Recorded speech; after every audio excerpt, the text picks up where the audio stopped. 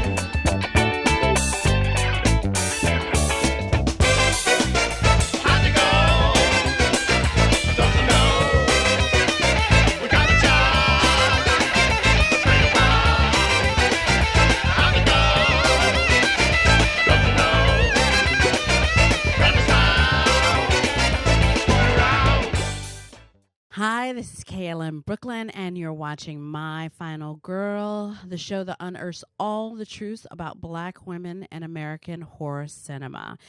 Today's a Halloween edition, so I have a co-host, Hedda Jones. Hey, Hedda. Oh, yeah. Anyway, so yeah, today's a Halloween edition. It's about a little over a week before Halloween, and so that's why this is happening like that. Okay, so today's chomp of the day. Dun, dun, dun. Circus peanuts, chomp of the day. When I was a kid, circus peanuts were yummy little marshmallow, slightly stale goodies. Today, they are made out of sugar, corn syrup, gelatin, pectin, artificial flavor, color, blah, blah. Probably wasn't healthy back then either, but it's cool to see they're still around. That and maybe candy corn were kind of like those kind of side sweet treats that were totally unhealthy for you, but you liked them anyway. So yeah, that's the chomp of the day, circus peanuts. And today's slurp of the day is zombie survival can. My hubby got this for me, and I think it's dang hilarious. In case of zombie apocalypse, drink entire can contents to ensure speedy escape. Fill can with rocks, then throw at a zombie. Substitute for gas mask in case of toxic cloud. Okay. Use can to collect rainwater. Boil if necessary. You would still have to put some kind of cool funnel on it, but I bet that could work. Okay. Dispose of can properly. Sound of litter can alert zombies to your presence. Hey, even in a zombie apocalypse, leave no trace. So that's today's slurp of the day. Today's shout outs go to some wonderful women in horror. About 2 weeks ago, Hannah Foreman, founder of Women in Horror Month, did her inaugural film festival called Axe Wound. I feel like there should be a really, really dirty promo for that. It's like do. My mind is somewhere so bad. Axe Wound Film Festival, 36 short horror films directed by women. Woohoo! In Brattleboro, Vermont. This happened October 10th, and it was a plethora of really awesome horror done by some really awesome chicks. So, and I was invited down there to speak on black women in horror. I'm actually going to show you. Hello. My Final Girl, the Black Women of 70s Horror. And it was moderated by my friend Ashley Blackwell, and she has Graveyard Shift Sisters. We'll throw a graphic up. Graveyard Shift Sister. We just totally are going to make the best and largest database of Black women in horror ever. And you're going to be like, yay, Ashley, yay, Kristina. So yeah, she moderated a discussion on Black women in horror with me. And that was a lot of fun. But some other great women that I met there include Lynn Hansen, whose short film Chomp is doing, as you see, all those laurels. Is doing the circuit right now, the festival circuit. Small Talk by Nicole Solomon. If you are in the New York City area, Small Talk is going to be showing at the Big Apple Film Festival November 6th, so check that out. Izzy Lee's Postpartum. Any of you moms out there, it was super creepy. This is a great little short and a great gal. And oh, whoa, what's that? My Final Girl. I think it's a documentary about Black women in horror.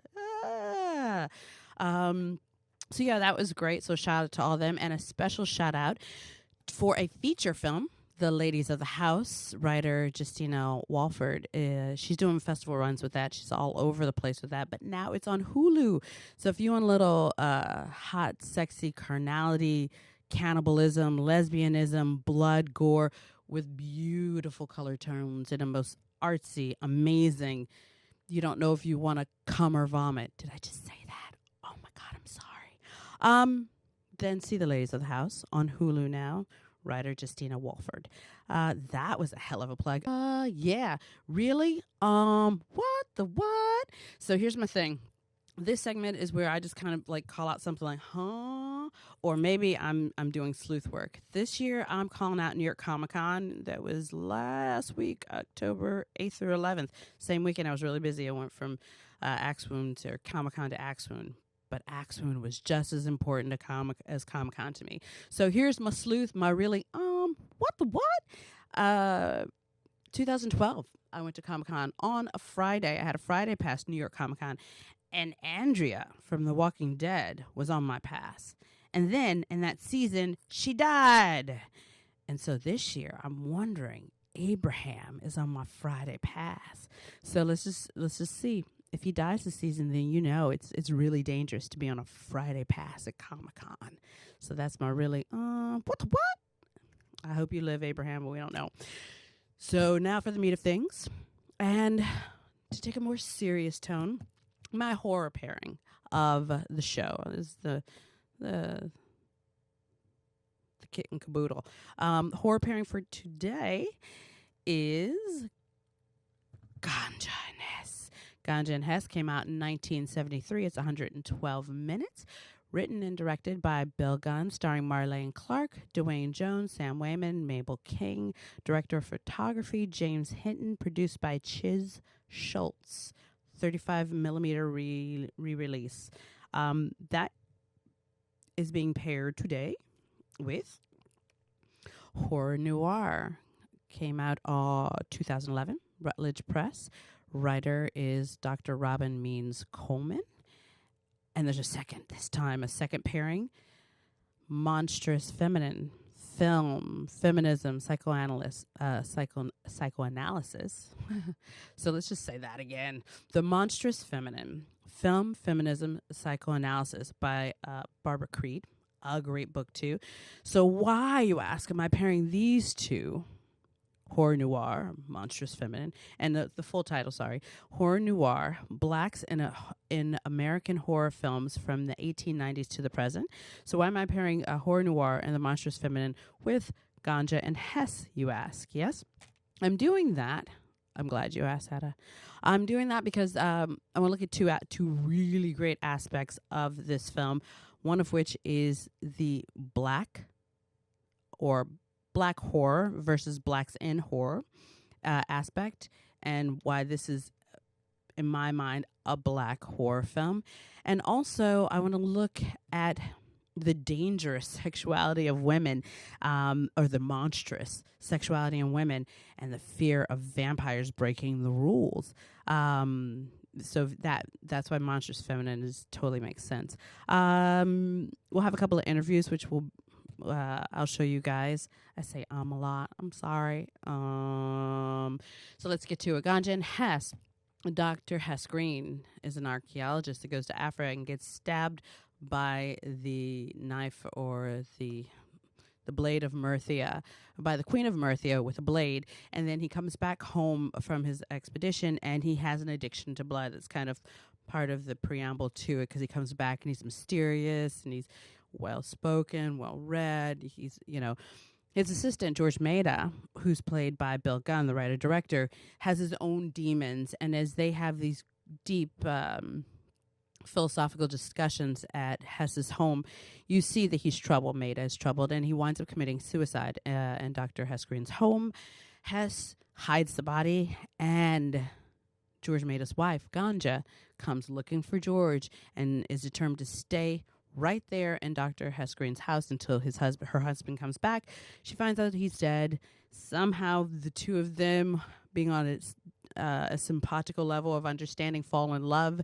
He takes her over to the addiction side by making her a bloodluster as well. Then has I'm doing total spoiler. He has a questioning of his faith. He wants her to go with him and find redemption in God, but she's quite happy in the world of vampirism. And then the end happens. So I won't spoil that. But that's enough of a plot to tell you what Ganja Hess is about. It's a stunning movie. And what's interesting to know, and we'll get into, is Monstrous Feminine talks a lot about the vampire and abjection. And it leads back to the idea of the abject from a variety of theorists, but specifically I like Julia Kristeva's Powers of Horror, and she talks about abject mostly in the concepts of the female body and just us being abject. We have cycles, menstrual cycles, we shit, all of our excrement, and how that, along with, she dissects Freud and Lacan, but how that, along with the absence of a penis but the ability to create life, it makes us this feared entity to others being men.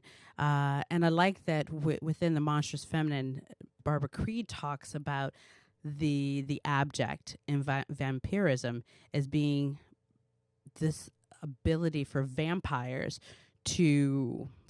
vampires to own their sexuality, to not be identified. I'm just going to read the quote because I think it's stunning. The female vampire is abject because she disrupts identity and order. Driven by her lust for blood, she does not respect the dictates of law, which sets down the rules of proper sexual conduct. So you're saying she's abject or yuck because she's sexual deviant, she's independent, she's what she wants to be sexually instead of any prescribed notion of what society tells her she has to be. She can hump a wall, she can hump a woman, she can hump a man, and that makes her a deviant, that makes her abject, that makes her scary.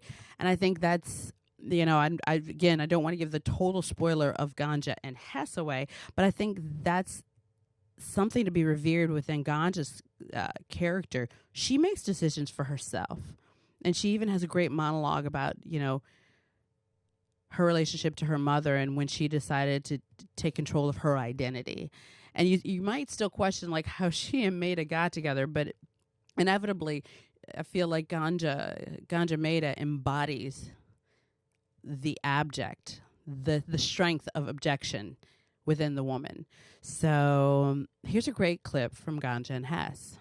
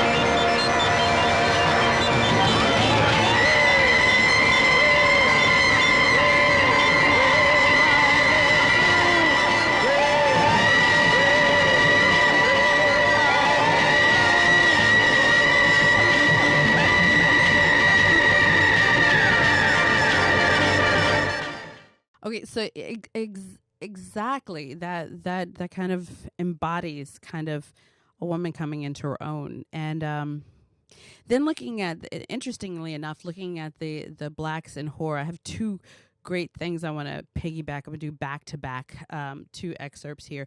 But blacks in horror versus black horror, something interesting. Blacks in horror was any time, let's put a black person in there and what do black people do? Boom. That's blacks in horror.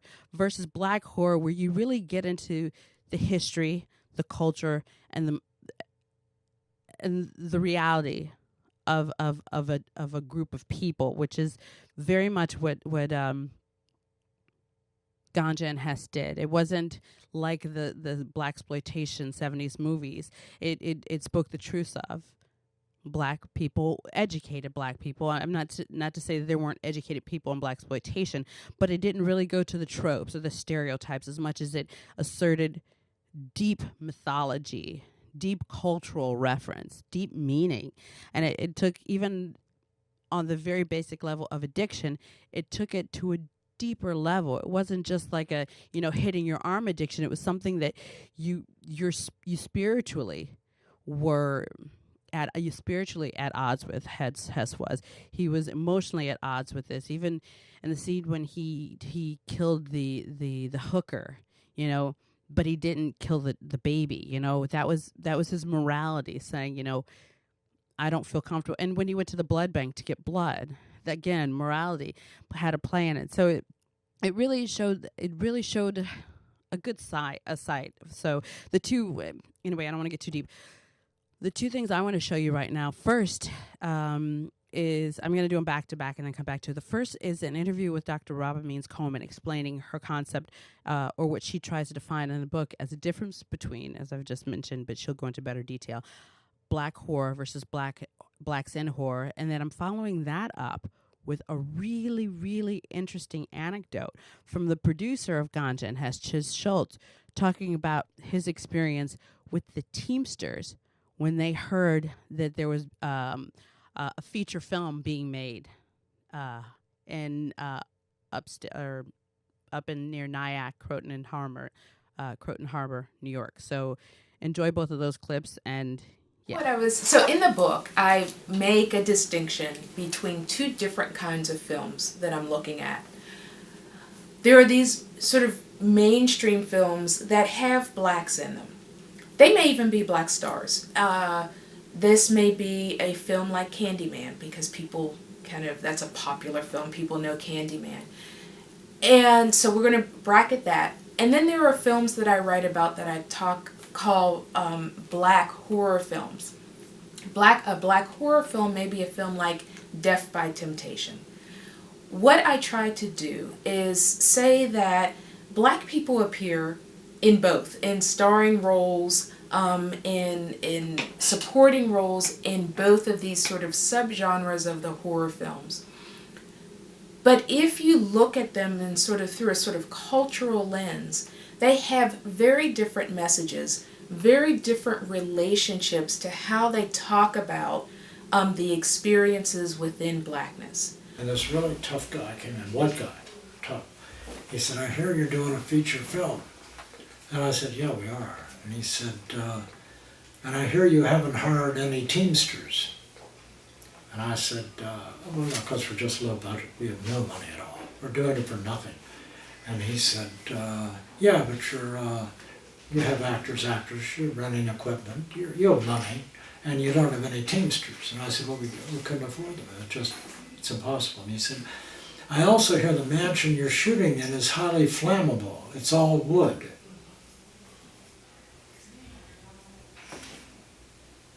And I said, yeah, it's a wood mansion. He said, it'd be a pity if anything happened to that before the shoot started, wouldn't it? And I said, look, all I'm telling you is we're low budget.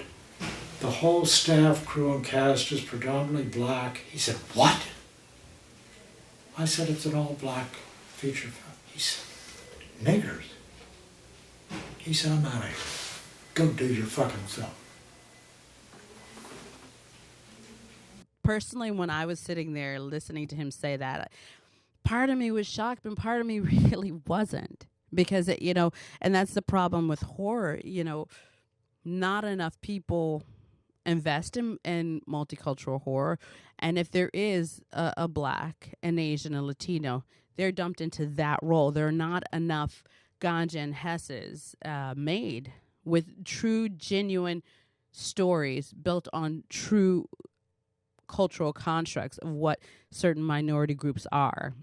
I'm not gonna sit here and make a Black movie with a Black horror movie and make sure there's chicken on the set just because that's what that's a stupid trope that some stupid idiot thought. And I like chicken, don't get me wrong, but it's like, can't we refrain from that? Can't we go a bit deeper? So also I want to actually show you this great clip, and this is something too that kind of lends itself to both the horror, monstrous feminine, and just the power of women in cinema, and to horror noir. And it's Sam Wayman, who was a composer, also Nina Simone's brother, and he played the chauffeur / pastor in the film. And he speaks to just how Bill Gunn treated Marlene in the film, and why that was special. So have a look. Some of the Black women that I was very friendly with and very close to spoke highly of the fact that they were inspired by Marlene Clark's performance in Ganja Hess, and how Bill Gunn made her look so beautiful. One of the things that he was extremely adamant about, and we would fight with lighting people about this. Not every Black actor can be lit by the same light that you light a white actor. It's two different kinds of hues. Yeah, I need say no more. I'm gonna run out of time, but I want to just throw to you one more clip, and this is from Marlene Clark about her experience with Ganja and Hess. I don't think the studio thought they were gonna get the movie that they got. I don't know what Bill told them or presented them with. I have no idea. But they wouldn't have signed off on what they got because they didn't like what they got. They got this very esoteric, very avant-garde situation where, the vampirism stands for something. It's just not people going around doing that. There's something that it stands for, which is addiction. They weren't interested in any of that. So that's all the time I have. I hope you enjoyed. I hope you go, if you have not seen Ganja and Hess, starring Marlene Clark and Dwayne Jones, see it. Rent it on Netflix. Buy it. It's been remastered by MoMA, the Kino Classics. It's to its original form, and it's amazing. So do that. If you haven't read it, and if you really want to get to the heart and just have a different, I feel like it'll just give you a different perspective on the female body, women in horror. Please, and you don't have to be a film person to read it. Just get it because it's good. The Monstrous Feminine by Barbara Creed.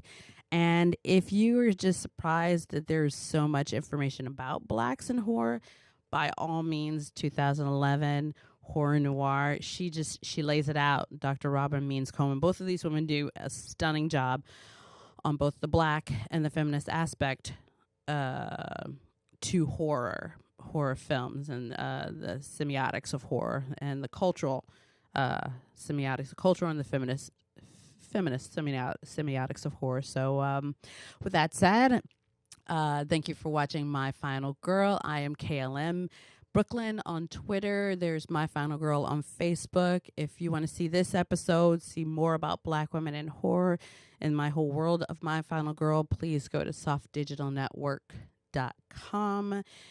And yeah, till next time, pieces out.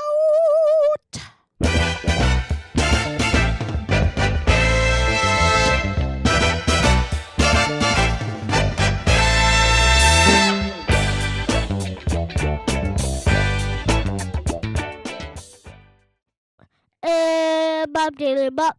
I just came back from around the block. Just came back from around the block.